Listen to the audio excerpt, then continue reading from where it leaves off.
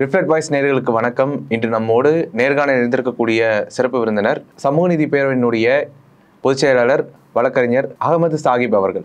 வணக்கம் சார். வணக்கம்.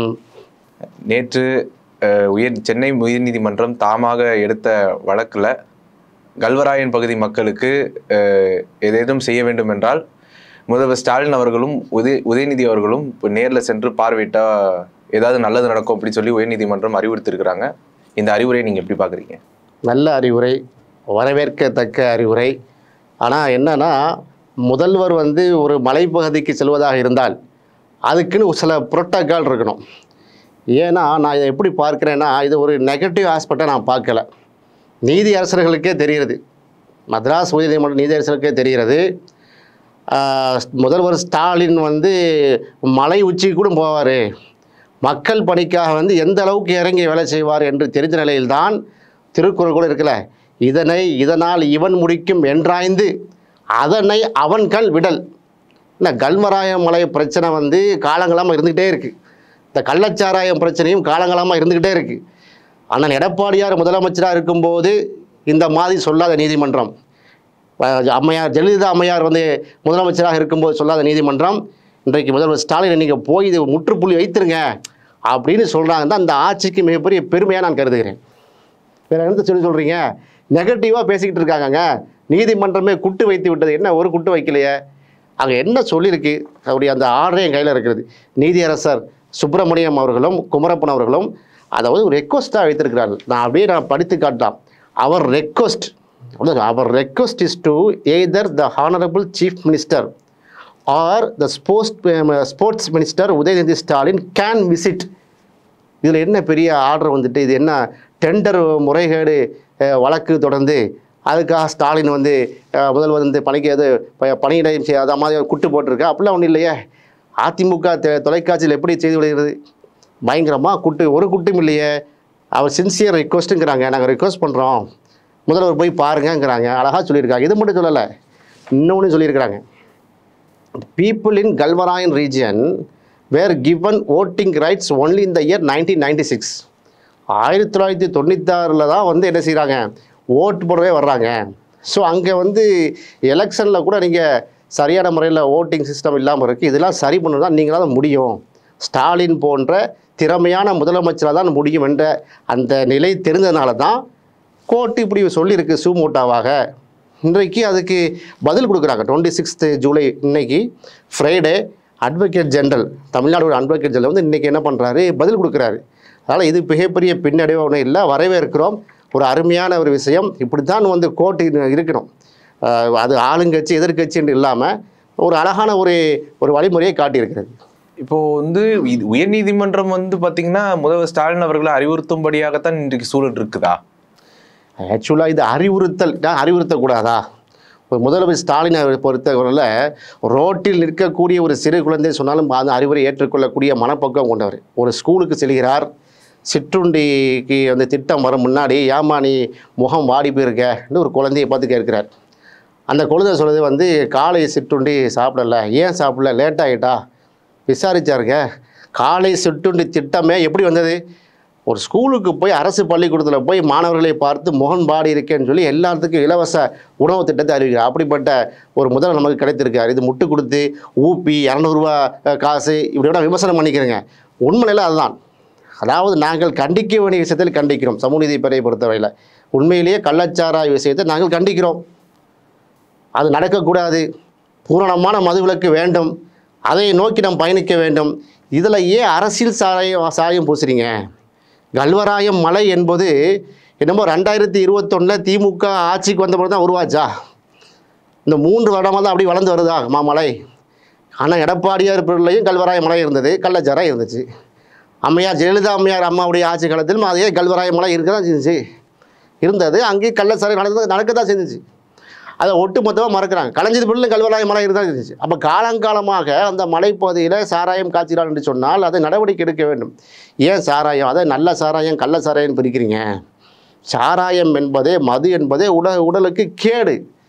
நபிகள் நாயகம் ஸல்லல்லாஹு அலைஹி வஸல்லம் சொன்ன ஒரு கோட் இருக்குது. இந்த இடத்துல நான் பதிவு செய்ய பொருத்தமாக இருக்குன்னு நினைக்கிறேன்.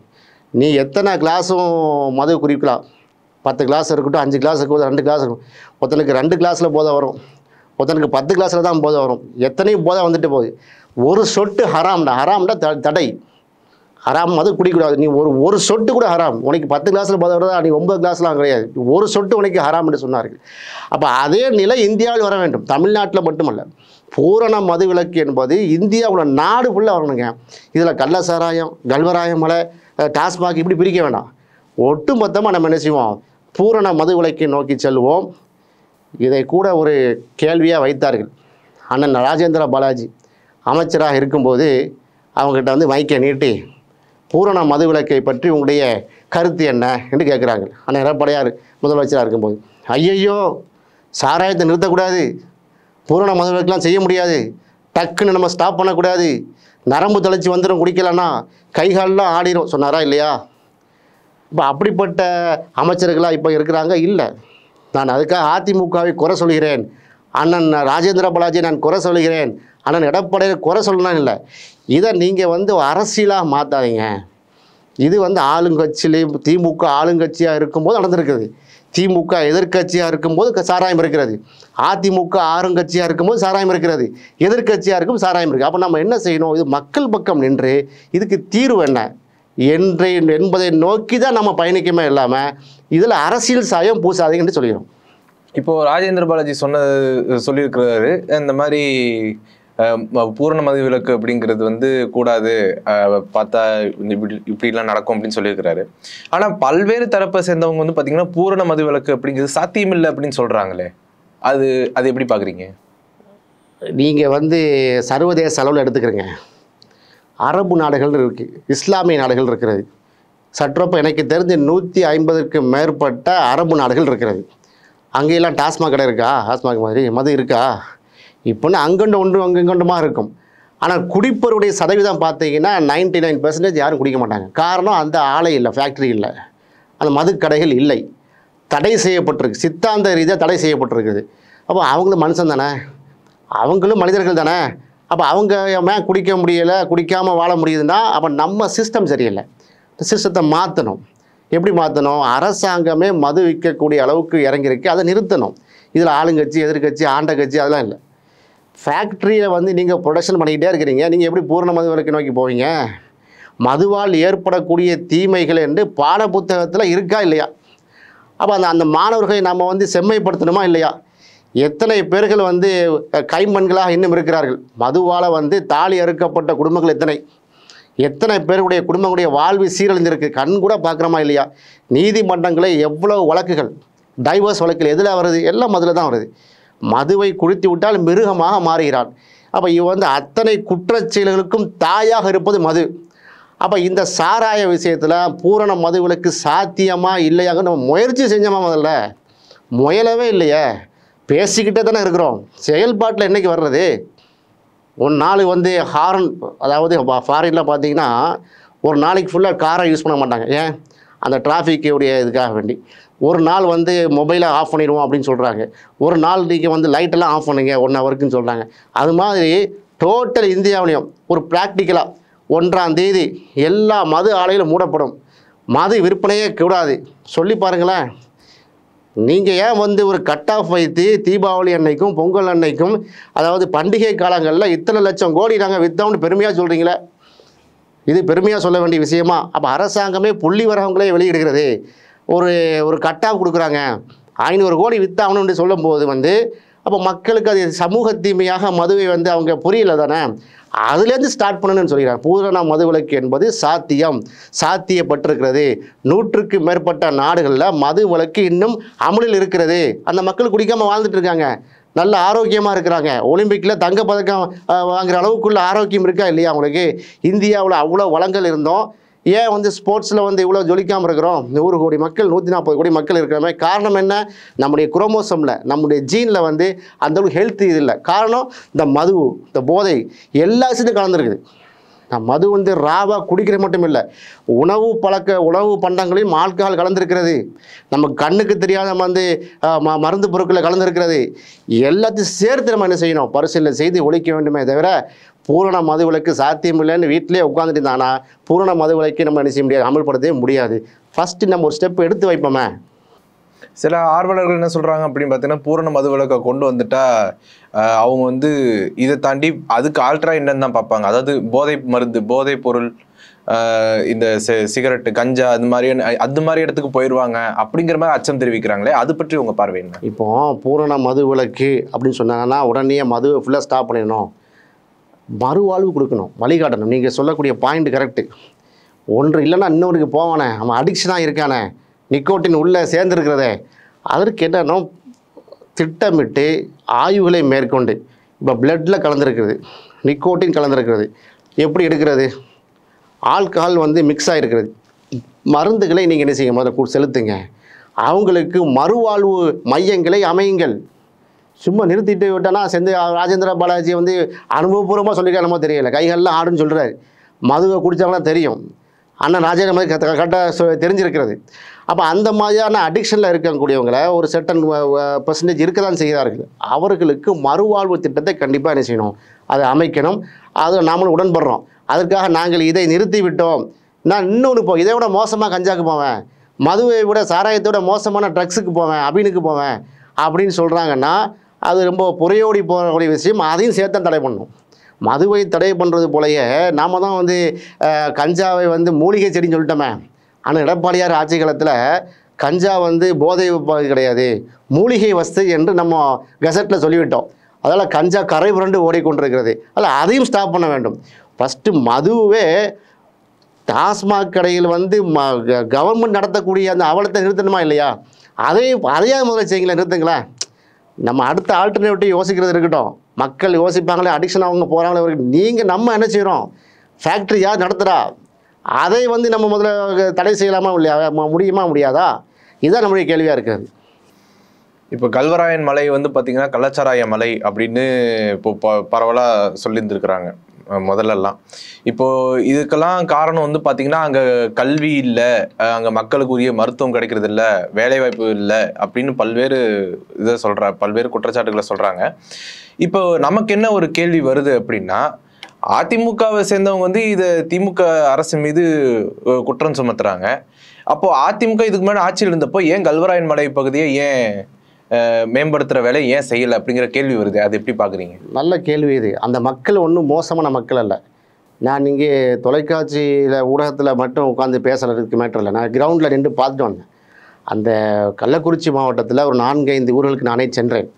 அகரம், கருணாபுரம், வீரசோழபுரம், மானூர், இந்த இடங்களுக்கெல்லாம் தலைவர் திருமாவளவன் அவர்கள் வந்து சென்று அந்த மக்களை சந்தித்து ஒரு 10,000 ரூபாலாம் கொடுத்தாங்க.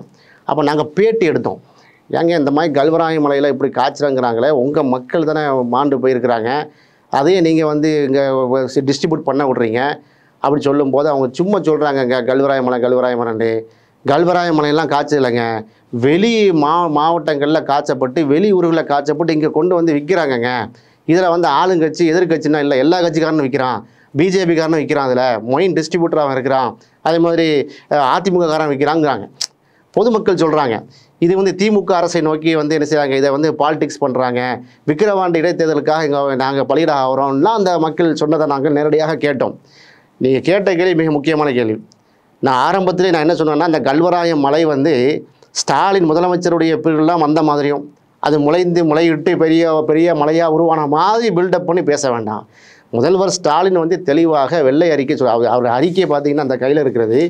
அந்த 21ஆம் தேதி ஜூன் மாதம் வந்து என்ன பண்ணுறாரு, கவன ஈர்ப்பு தீர்மானத்தில் சொல்கிறார், இந்த துயரமிக்க இந்த சம்பவத்தை வைத்து அரசியல் ஆதாயம் தேடாதீங்க, நீங்கள் இவ்வளோ தூரம் நீங்கள் அரசியல் பண்ணுறீங்களே, எடப்பாடியார் நீங்கள் வெளிநடப்பு செய்தீங்க, நீங்கள் எங்கள்கிட்ட கேள்வி வைக்கிறங்க பதில் சொல்ல ரெடியாக இருக்கிறமே, நான் ஓடி ஒளிய இல்லையே என்று முதலமைச்சர் சொல்கிறார். சொல்லிவிட்டு அவர் செய்த நடவடிக்கைகளை பட்டியலிடுகிறார்.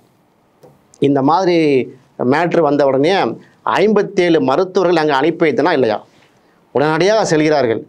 அவங்க வந்து சாராயம் குடிக்க போகிறங்கிறது வந்து எங்கிட்ட சொல்லிட்டா குடித்தாங்க இல்லை, அல்லது நாங்கள் காய்ச்சி ஊற்றுனோமா, அப்படி ஏதோ முதல்வர் ஸ்டாலின் கள்ளச்சாராயம் காய்ச்சின மாதிரியும் அவர் தான் அமைச்சர்களை கூட டிஸ்ட்ரிபியூட் பண்ண மாதிரியும் பேசுறது வந்து எந்த வகைக்கு நாகரிகமான பேச்சாக இருக்கும். அப்போ முதல்வர் ஸ்டாலின் மன நொந்து போய் இதை வந்து சட்டமன்றத்தில் சொல்கிறார். காவல்துறையும் மாவட்ட அந்த ஆட்சி தலைவரை வந்து என்ன பண்ணுறோன்னா ஃபஸ்ட்டு பணியிட நீக்கம் செய்கிறார். அங்களுடைய எஸ்பியை வந்து சஸ்பெண்ட் பண்ணுகிறாரு. கள்ளக்குறிச்சி மாவட்ட கலெக்டரை வந்து ட்ரான்ஸ்ஃபர் பண்ணுறாரு. ஏன்னா நீங்கள் உடைய தோல்வி இது, நீங்கள் பண்ண வேலையெல்லாம் நம்ம கவர்மெண்ட்டுக்கு கெட்ட பேர் என்று சொல்லி முதலாக வந்து தானே பொறுப்படுத்திக் அந்த வேலையை செய்கிறார். ரெண்டாவது, மதுவிலக்கு அமல் பிரிவுடைய அந்த போலீஸ் டிபார்ட்மெண்ட் அங்கே உள்ள என்ன நடந்துச்சு சர்வே பண்ணுறாங்க.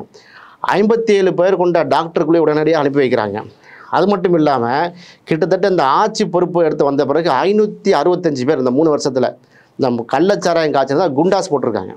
இவர்களெல்லாம் காலங்காலமாக காய்ச்சினவர்கள். ஜெயலலிதா அம்மா பிள்ளை காய்ச்சினவங்க, அண்ணன் எடப்பாடியார் பிள்ளைகளில் காய்ச்சினவங்க. அவங்க வந்து இந்த ஆட்சி வந்த பிறகு அவங்களெல்லாம் பிடிச்சி என்ன செய்கிறாங்க, குண்டாஸில் போட்டிருக்கு. அதுபோல் 14,51,633 லிட்டர் கள்ளச்சாராயம் கைப்பற்றப்பட்டு அழிக்கப்பட்டிருக்குது. இது போகிற போக்கில் வெளியில் உள்ள ஆள் சொல்லலை. முதலமைச்சர் சொன்ன அறிக்கை எங்கே, தேர்தல் களத்தில் இல்லை, ரோட்டில் நின்று பேசலை, சாலை ஓரத்தில் நின்று பேசவில்லை, சட்டமன்றத்தில் கவன ஈர்ப்பு தீர்மானத்தில் பேசி கெசட்டில் பதிவு பண்ணப்பட்டது. அப்போ இதில் மாற்று கருத்து இருக்குமேனா, இல்லை கள்ளச்சாராயத்தை ஒழிக்கலை, திமுக அரசு தூண்டுகிறது, திமுக அரசு தான் வந்து என்ன செய்யுது சாராயத்தை வந்து ஊக்குவிக்குதுன்னா நீங்கள் பதில் சொல்லியிருக்கமே வேணாமா? ஆனால் எடப்பாடி எதிர்க்கட்சியாக இருந்த நல்லா பொறுப்பற்று வெளிநடப்பு செய்து போயிட்டாங்க. அப்போ மக்களின் குரலை ஒழிப்பதாக இருந்தால் சட்டமன்றத்தில் ஒழித்திருக்கணுமா வேணாமா? நாங்கள் எல்லாம் என்ன சொல்கிறோம், பொறுப்புள்ள எதிர்க்கட்சியாக செயல்படுங்க. இந்த விஷயத்தில் நாங்கள் ஸ்டாலினுக்கு சப்போர்ட்டே கிடையாதுங்க, திமுக எனக்கு சப்போர்ட் பண்ண முடியாதுங்க. எந்த விஷயத்தில், இந்த சாராய விஷயத்தில் கண்டிக்கிறோம். ஆனால் அதே இடத்துல முதல்வர் வந்து என்ன செய்யலாம், ஒளிஞ்சு ஓடலை, சப்பை கட்டி பூசமில்லை, ஆமாம் இது தப்பு நடந்து போச்சு, ரெக்டிஃபை பண்ணுவோம் என்று தானே வருகிறார். அப்போ பாராட்டணும் வேணாமா? ஒரு நல்ல முதல்வராக இல்லையா அவர்? நான் வந்து சப்பை கட்டி பூசி முழுவே இல்லையா, உடனடியாக அமைச்சரை வெளியே அனுப்புகிறேன். நாங்கள் போய் நிற்கிறோமுங்க. மா சுப்பிரமணியம் வந்து அவ்வளோ அமைச்சர் அவ்வளோ பிஸியாக வேலை செய்கிறார். அண்ணன் சேகர் பாபு அவங்க ஒரு 10-15 காரில் வந்து நின்று அவ்வளோ தன்னால் தொண்டு வந்து ஃபுல்லாக வேலை செஞ்சுட்ருக்காங்க. அப்போ அமைச்சர்கள் எல்லாம் வேட்டியை மடித்து கேட்டுக்கொண்டு ஆஹா இது பெரிய ஒரு பிரச்சனை ஆகிட்டேன்னு சொல்லிட்டு நின்று வேலை செய்யக்கூடிய தன் குற்றத்தையெல்லாம் மறைக்கலை. இப்போ சேகர் பாபு அண்ணனா வந்து சாராயம் விற்றார், அமைச்சர் மாசுவா வந்து சாராயம் விற்றார், அல்லது உதயநிதி சாராயம் விற்றாரா? நடந்து போச்சு நம்முடைய ஆட்சி, இது நம்ம ஆட்சிக்கு கெட்ட பேராக இருக்குதுன்னு சொல்லி உடனடியாக வந்து களத்தில் இறங்குனா இன்றைக்கு என்ன சொல்கிறார்கள், வந்து நீதிமன்றம் குட்டு வைத்து விட்டது, சாவி கொடுத்தா தான் வந்து ஸ்டாலின் பொம்மையை மாதிரி இருக்கிறாரு, நீதிமன்றம் சாவியை கொடுத்தா தான் வந்து ஆடுவாரான்னு கேட்டால் இது எந்த விதமான அரசியல் என்று தெரியவில்லை. அப்போ நான் வந்து டைம்ஸ் ஆஃப் இந்தியா ரிப்போர்ட் எடுத்து போடுவோமா? 2013 டைம்ஸ் ஆஃப் இந்தியாவில் வந்த ஒரு ரிப்போர்ட். அன்றைக்கு கழக பொற்கால ஆட்சி என்று அண்ணன் எடப்பாடியார் சொல்லுவார், அம்மாவுடைய பொற்கால ஆட்சின்னு. அம்மா தான் முதலமைச்சர். 581 கேஸஸ் ஃபைல் ஆகிருக்க கள்ளச்சாராய கேஸு, அது ஏன் சொல்ல மாட்டிருக்கீங்க? 10 ஆண்டு காலம் அது அதிமுக ஆட்சியில் வந்து கள்ளச்சாராய சாவுகள் இல்லை, எந்த கேஸும் இல்லைங்கிறது 2000 கேஸ் ஃபைல் ஆகிருக்குது, கவர்மெண்ட் கெசட்டில் இருக்கிறது. 2000 கேஸில் வந்து கிட்டத்தட்ட 550 பேர் மேலே வழக்கு எல்லா ஆட்சியிலும் தான் இருந்திருக்கிறது. நாம் அதான் சொல்ல வர்றேன், சமூக நீதியாக நீங்கள் அணுங்க, அதை மக்கள் பிரச்சனையாக அதை அணுகுங்க. அந்த ஜாதிக்காரன் காய்ச்சினா இந்த அது வரக்கூடாது, அந்த மதத்துக்காக அது வரக்கூடாது, அந்த கட்சிக்காக அது வரக்கூடாது. நம்ம தமிழக மக்கள் பாதிக்கப்படுறாங்க. ஜாதிக்கு அப்பாற்பட்டு, மதங்களுக்கு அப்பாற்பட்டு, கட்சிகளுக்கு அப்பாற்பட்டு பாதிக்கப்பட்டிருக்காங்க. இன்றைக்கி கள்ளக்குறிச்சியில் வந்து மது அருந்து இறந்தவங்க வந்து எல்லாரும் இருக்காங்க, எல்லா ஜாதிக்காரங்களும் இருக்காங்க, எல்லா மதத்துக்காரங்களும் இருக்கிறாங்க. அப்போ இது ஒரு தமிழ்நாட்டு ஃபுல்லாக இருக்கக்கூடிய ஒரு மாநில அவலம், தேசிய அவலம். இப்படி தான் நாம் பார்க்க வேண்டும். அப்படி தான் முதலமைச்சருடைய பார்வை இருக்கிறது. 28,79,605 லிட்டர் ஊரல் இந்த கல்வராய மலை பகுதியில் இவ்வளோ புள்ளி வந்து சொல்கிறாரு. போய் நின்று உடைத்து வந்து சாராய ஆறா உடனே பார்த்தோம். எப்போ ஊற போட்டது? 2 வருஷம் 3 வருஷம் ஊற வைக்கணுமா, சில 6 மாதம் ஊற வைக்கணுமா? அப்போ அதெல்லாம் தோண்டி எடுக்கிறாங்களா இல்லையா? அப்போ ஒரு பொறுப்பான ஆட்சி நடக்கிறது என்பதை நம்ம கண்ணுக்கு முன்னால் நம்ம என்ன செய்கிறோம், பார்க்குறோம். இது அதிமுக ஆட்சியில் நடந்திருக்கிறது. திமுக ஆட்சி நடக்கும்போது ஆக்ஷன் பண்ணுறாங்க. ஆக்ஷன் பண்ணும்போது உறுதுணையாக இருக்க வேண்டும். பொறுப்புள்ள எதிர்கட்சியாக இருக்கிறத விட எதிர்கட்சியாக மாறி நிற்கிறது தான் நம்மளுடைய கவலையாக இருக்கிறது. நீங்கள் பார்த்தீங்கன்னா இதை வந்து ஒரு பெரிய பூதாரமாக்கி ஸ்டாலின் கவர்மெண்ட் நீங்கள் வந்து அங்கே போகணும், சரி கல்வராய மலைக்கு போயிட்டோம், முதல்வர் ஸ்டாலின் போயிட்டு அதுக்கப்புறம் என்ன, முதல்வர் அனுப்பி வச்சோம், ரைட் ஸ்டாலின் போய்விட்டார், அதுக்கப்புறம் இல்லை நேரடியாக ஆய்வு செய்யணும் அப்படின்னு சொல்கிறாங்களே. நேரடியாக ஒவ்வொரு விஷயத்தையும் வந்து முதலமைச்சர் ஆய்வு செய்வதாக இருந்தால் எதுக்கு மற்ற அமைச்சர்கள், எதுக்கு அதிகாரிகள்?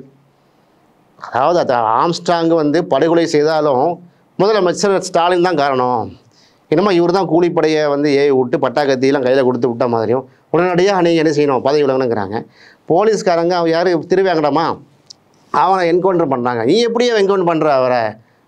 என்னமோ இவங்க போலீஸ்காரங்களுக்கு வந்து துப்பாக்கி கொடுத்து என்கவுண்டர் பண்ண சொன்ன மாதிரியும், கள்ளக்குறிச்சியில் கள்ளசாராயமாக ஸ்டாலினே நின்று காட்சி வித்த மாதிரி பேசுகிறது வந்து ஒரு ஆரோக்கியமான அரசியல் இல்லைன்னு என்று கருதுகிறேன். இல்லை, அதை சொல்லும்போது பார்த்தீங்கன்னா முதல்வர் எல்லாத்துக்குமே தார்மீக பொறுப்பேற்று அவர் ராஜினாமா செய்யணும் அப்படின்னு சொல்கிறாங்களே, இதை நீங்கள் எப்படி பார்க்குறீங்க? அப்படி பார்த்தோம்னா சாராயத்தினுடைய ஒட்டுமொத்த இதை நீங்கள் எடுத்து பார்த்துக்கிறீங்க. இப்போ உத்தரப்பிரதேசம் வந்து நம்பர் 1 மாநிலமாக இதில் குற்றச் செயல்களில். ட்ரக்ஸை எடுத்துக்கிட்டிங்கன்னா 28,000 கோடி 30,000 கோடி எங்கே வந்து இறங்குதுன்னா இந்தியாவுடைய gateway of India for the drugs எதுன்னா குஜராத்துடைய முத்ரா துறைமுகம், அங்கே தான் வந்து இறங்குறது. அங்கே பாஜகவுடைய கோட்டை குஜராத்து, பிரதமருடைய வந்து மாநிலம் அது. இப்போ யார் இப்போ பதவி விலகணும்? எடப்பாடியார் சொல்லுவாரா? இந்தியாவுடைய அதிகமாக ட்ரக்ஸ் வந்து இறங்குது. நீங்கள் வந்து இங்கே ஒரு 65 பேர் செத்து போயிட்டாங்க. அவங்க உண்மையே வந்து பரிதாபமாக இருக்கிறது. கண்டிக்கிறோம், வருந்துகிறோம், அந்த மக்களோட நம்ம நிற்கிறோம், அந்த துயரத்தில் பங்கு சொல்கிறோம். ஆனால் நாடு உள்ள நடக்கக்கூடிய குற்றச்செயலுக்கு இந்த ட்ரக்ஸ் எங்கே இறங்குது? குஜராத்துடைய முத்ரா துறைமுகத்தில். முழுக்க மோடி அமித்ஷாவுடைய அந்த ஆசி இல்லாமல் உள்ளே வர்றதுக்கு வாய்ப்பு இல்லை. இப்போ யார் பதவி விலகணும்? உள்துறை அமைச்சர் அமித்ஷா பதவி விலகணும் சொல்லுவாரா? எடப்பாடியார் இப்போ தான் விலகிட்டீங்களே கூட்டணி விட்டு, சொல்லுங்களேன் பார்ப்போம். இப்போ நீங்கள் சொல்லிடுங்க, உங்களுக்கு அண்டர் கிரவுண்டில் ஒன்றும் சப்போர்ட் இல்லாங்க புரிஞ்சுக்கிறோம் நாங்கள். நீங்கள் இப்படி சொல்லும்போது ஸ்டாலின் பிரதமர், அதாவது முதலமைச்சர் ஸ்டாலினை நீங்கள் வந்து பதவி விலகணும் என்று சொல்லக்கூடிய அதே வாய் ஏன் பிரதமரை பதவி விலக சொல்ல மாட்டேங்கிறீங்க? அப்போ ரெண்டையும் தானே பார்க்கணும். நாடு ஃபுல்லாக அமல்படுத்தணும். சரி, இங்கே நடந்துக்கிறத நீங்கள் ராஜினாமா பண்ணீங்களா? உங்களுடைய ஆட்சி காலத்தில் குறிவு சுட்டமாக சுட்டாங்களே. நான் இன்றைக்கி வந்து ரெஃப்ளெக்டுடைய ஊடகத்தில் பேசி கொண்டிருக்கிறேன். அதிர்ஷ்டவசமாக உயிர் தப்பினோம். நான் எதில்? ஸ்டெர்லைட்டில். என் பக்கத்தில் தான் சகோதரி நம்முடைய தோழி நம்ம மருமகள் ஸ்லோனில் என்னுடைய பேனாவை எடுத்து கேட்டு எழுதிட்டுக்கிட்டா ஒரு ½ ஹவருக்கு முன்னாடி. ½ ஹவரில் திரும்பி பார்க்குறோம், துப்பாக்கி சூடு அந்த மரணமாகிடுச்சு அந்த மாணவிக்கு. அவளுடைய தங்கை ஸ்லோனின். அந்த துப்பாக்கி சூடு நடந்து முடிந்து நாங்கள் டிவியை பார்க்குறோம், எங்களுக்கு தெரியாதுங்கிற அண்ணா எடப்பாடியார். நான் டிவியை பார்த்து தான் தெரிந்து கொண்டேங்கிறாருங்க. ஒரு ஸ்டெர்லைட் துப்பாக்கி சூட அப்படிப்பட்ட முதல்வராக ஸ்டாலின். நீங்கள் சொல்லுங்கள், நாங்கள் ஆம்ஸ்ட்ராங் விஷயத்தில் கண்டிக்கிறோம். நீங்கள் சட்ட ஒழுங்கு நிலைநாட்டில் சரியாக நீங்கள் பார்க்கல என்று தோழமை சுட்டலோ தோழமை குட்டலோ கண்டிக்கிறோமா இல்லையா ஆர்ப்பாட்டம் பண்ணிக்கிறோம். அதுபோல் பார்த்தீங்கன்னா இந்த கள்ளக்குறிச்சி மேட்ரா இது தப்பு. சாராயத்தை எப்படி துணிச்சல சொல்கிற மாதிரிங்க, முட்டு கொடுக்குறோமா, ஊப்பியாக இருக்கிறோமா? அப்போ இப்படி தான் இருக்க வேணும். இதை நீங்கள் செய்திருக்க வேணும். எடப்பாடியார் அவர்கள் வந்து அதிமுகவுடைய பேச்சாளர்களும் அதிமுகவுடைய பொறுப்பாளர்களும் நீங்கள் பொறுப்பை உணர்ந்து ஒரு பொறுப்பான எதிர்க்கட்சியாக செயல்பட. ஸ்டாலின் விலகுங்க, ஸ்டாலின் என்னது நீங்கள் விலகுனீங்களா? உங்களுடைய ட்ராக் ரெக்கார்டு சொல்லட்டாமோ? 10 ஆண்டு கால அதிமுக ஆட்சியுடைய மேட்டரை பட்டியலிடணுமா? எத்தனை தடவை நீங்கள் விலகுனீங்க? உங்களை தான் அதிகமான போய் விலக சொல்லியிருக்காங்க. அண்ணன் ஓபிஎஸ் உங்களை விலக சொல்கிறாரு. சின்னம்மா யார் நம்ம சசிகலாமே அவங்க விலகுன்னு சொல்கிறாங்களே. அண்ணன் டிடி தினகரன் உங்களை விலக சொல்கிறாங்க. உங்கள் கட்சிக்காரங்களே உங்கள் சகாக்களே உங்களை விலக சொல்கிறாங்க. திமுக அப்படி யாரும் இல்லை. ஸ்டாலின் விலகணும், ஸ்டாலின் விலக்கிடுவோம். அடுத்த தேர்தல் வந்தால் யார் ஜெயிப்பா? அடுத்த தேர்தல் வந்தால் எப்படி? நீங்களே ஒரு ஒத்துமை இல்லாமல் இருக்கிறீங்களே. சரி, இது இருக்கட்டும். கள்ளக்குறிச்சி மேட்ரை பூதகரமாக ஆக்கி எதுக்கு ஆக்குனீங்க? விக்கிரவாண்டி தேர்தலில். விக்கிரவாண்டி தேர்தல் எப்படி வந்துச்சு? 1 லட்சம் ஓட்டில் ஜெயிக்கிறாங்க. அப்போ மக்களே தெளிவாக புரியுறாங்க, இது ஸ்டாலினுடைய பிரச்சனை கிடையாது, இது திமுகவுடைய மேட்ரு இல்லை, இது காலங்காலமாக இருக்கிறது, இதற்கும் அந்த தேர்தலுக்கும் சம்மந்தம் இல்லை, இது ஆட்சி நல்ல ஆட்சியாக தான் இருக்கிறது என்று விக்கிரவாண்டி மக்களை வந்து அவங்க குட் சைன் கொடுத்துட்டாங்க, சர்டிஃபிகேட் கொடுத்துருக்குறாங்க. அப்போ இதையெல்லாம் தாண்டிய மக்கள் தமிழ்நாடு மக்களாக இருக்கிறாங்க. திரும்பவும் சொல்கிறோம், இதை நான் வந்து எடப்பாடியார் அண்ணனை வந்து நான் குறை சொல்றதுக்கு இல்லை. அண்ணன் எடப்பாடியார் ஆட்சி காலத்தில் நடந்தாலும் அது தப்பு தான்.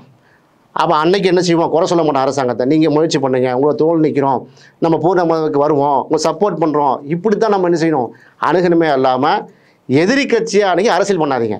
உங்களுடைய நேரத்தை ஒதுக்கி எங்களோட கருத்துக்களை பகிர்ந்தமைக்கு நன்றி சார். நன்றி.